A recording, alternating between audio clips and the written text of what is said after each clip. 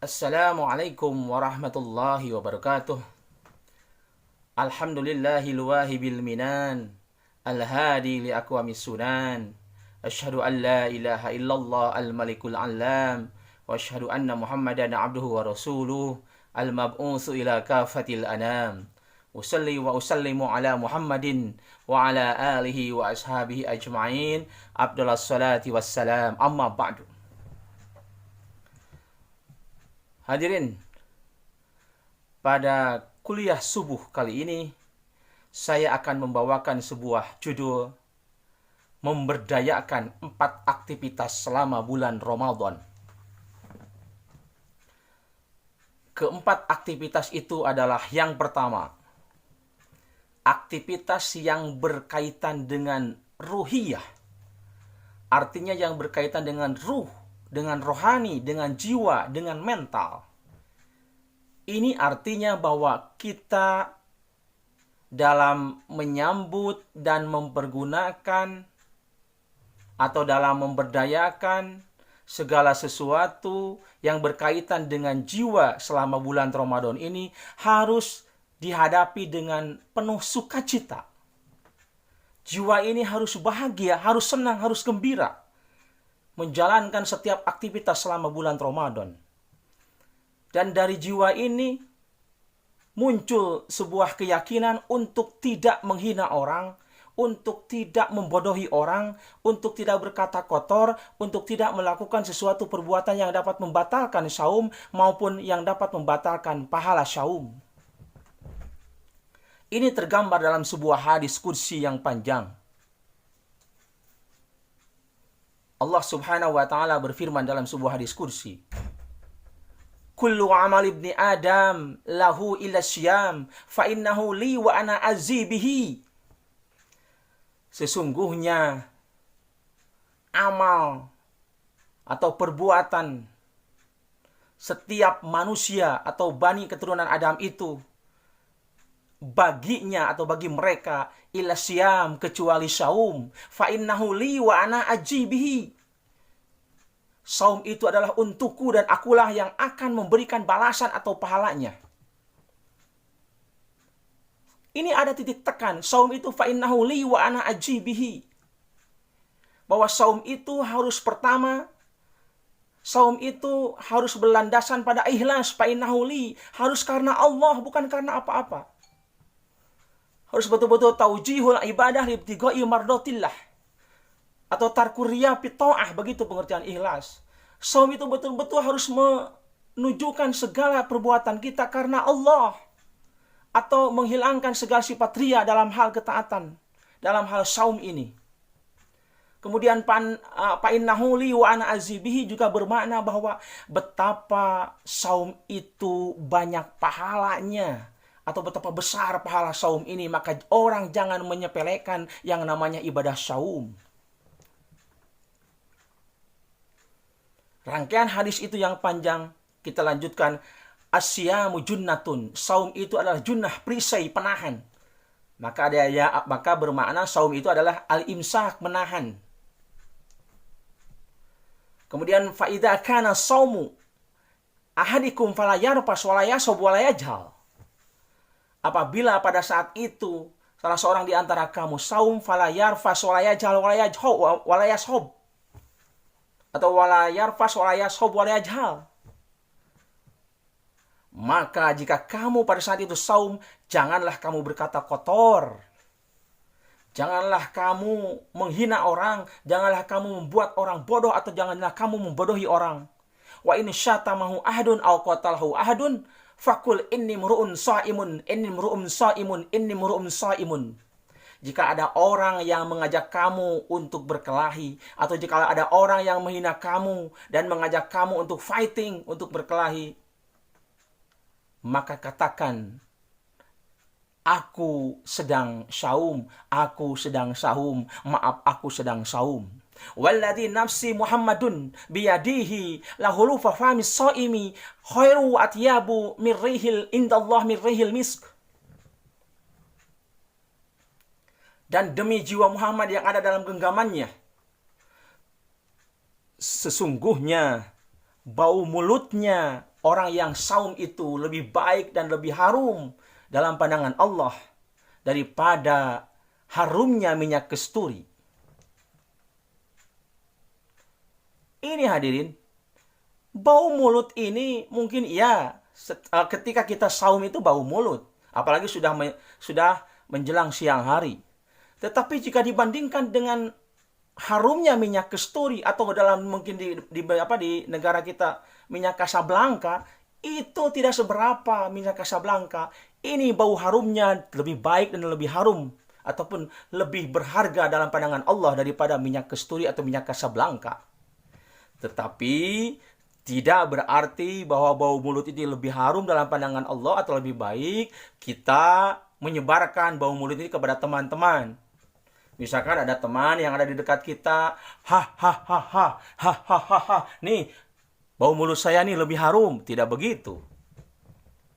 Hakikatnya bau mulut kita itu lebih berharga, lebih baik dalam pandangan Allah Subhanahu wa Ta'ala dibandingkan dengan harumnya minyak-minyak yang paling harum di dunia ini.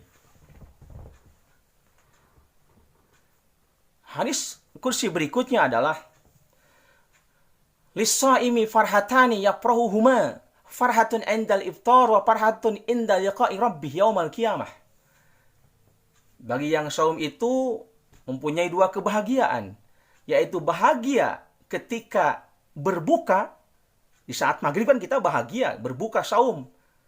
Dan bahagia juga, indal iftar itu bermakna yang dua. Pertama ketika kita berbuka maghrib, dan yang kedua kita ketika satu Syawal nanti kita bahagia. Wa farhatun inda liqa'i rabbih yaumal qiyamah, dan kita bahagia ketika nanti kita bertemu pada hari kiamat dengan Rabb kita. Ini artinya dikaitkan dengan pemberdayaan yang pertama tadi.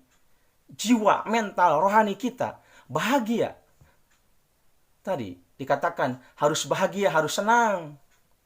Farhatun, kita harus bahagia. Kebahagiaan itu juga kita harus tampakkan pada tidaknya mulut kita, perbuatan kita melakukan sesuatu yang kotor, sesuatu yang menghina orang, sesuatu yang menyakiti orang. Kita tidak boleh memfitnah, menggibah, menuduh orang, dan lain sebagainya. Yang kedua hadirin, pemberdayaan aktivitas kita adalah yang berkaitan dengan fikriyah. Fikriyah artinya dengan fikir. Otak ini harus diasah, harus diotak-atik supaya tetap fresh, supaya tetap segar. Maka selama bulan suci Ramadan, otak ini kita gunakan untuk menyerap ilmu pengetahuan fikriyah. Ilmu pengetahuan. Betapa bertebarannya ilmu pengetahuan di berbagai referensi. Baik itu di kitab-kitab, maupun di buku-buku, maupun di internet, di YouTube, di medsos, dan lain sebagainya. Maka kita gunakan otak ini untuk menyerap ilmu pengetahuan, apalagi yang berkaitan dengan fikih syaum atau fikih syam.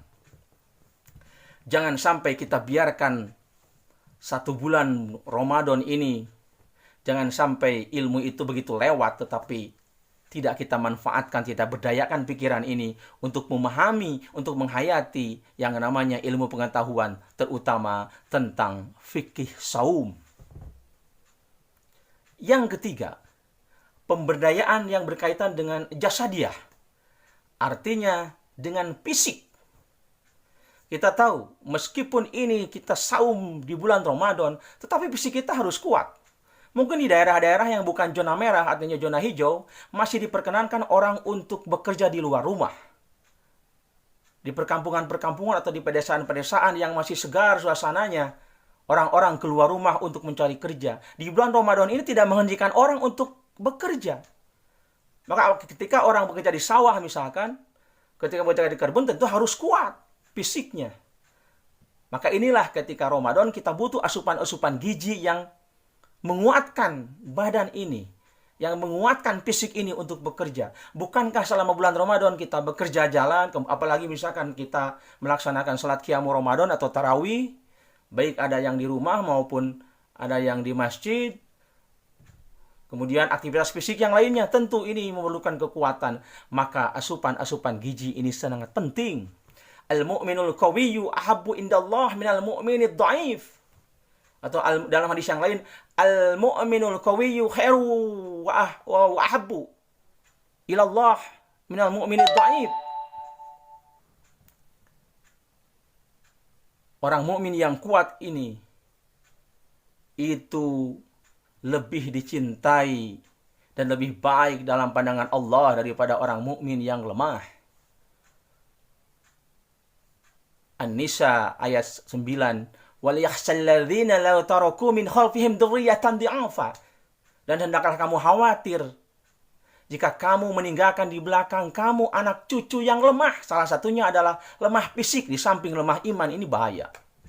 Maka kita harus kuat meskipun kita melaksanakan saum di bulan Ramadan. Yang terakhir adalah pemberdayaan aktivitas yang berkaitan dengan maliyah, artinya dengan harta. Harta bukan digunakan untuk berpoya-poya selama bulan Ramadan ini. Harta bukan digunakan untuk sesuatu yang tidak bermanfaat. Bukan ditabungkan untuk nanti membeli mukena yang padahal sudah banyak di rumah ada mukena. Membeli baju baru padahal di rumah masih banyak baju baru. Nanti untuk membeli petasan. Untuk membeli kembang api, bukan begitu. Harta ini selama bulan Ramadan kita simpan, kita gunakan. Pertama, salah satu contohnya adalah untuk modal ataupun untuk belanja keperluan sehari-hari. Untuk buka bersama atau buka saum, untuk sahur. Kemudian untuk kepentingan-kepentingan yang betul-betul sangat penting, sangat urgen dalam rumah tangga. Juga harta dipersiapkan untuk sedekah, berbagi dengan orang, berbagi pada orang-orang yang tidak mampu. Dan harta juga dipersiapkan untuk membeli beras, nanti persiapan zakat fitri atau zakat fitrah. Juga mungkin pada saat Idul Fitri kita harta dipersiapkan untuk membagi saudara-saudara, tetangga ketika kita misalkan, kalau kebetulan kita mudik atau kebetulan juga di sekitar rumah kita banyak orang yang tidak mampu, kita berikan harta itu sebagai sedekah pada mereka. Sekali lagi, harta bukan digunakan untuk sesuatu yang tidak bermanfaat atau sesuatu yang mubadzir. Innal mubadzirina kanu ikhwana syayatin wa kana syaitanu lirabbih kafura. Sesungguhnya orang-orang yang mubadzir itu adalah teman-teman setan, dan setan itu kepada Rabb-nya sangat ingkar. Demikian. Assalamualaikum warahmatullahi wabarakatuh.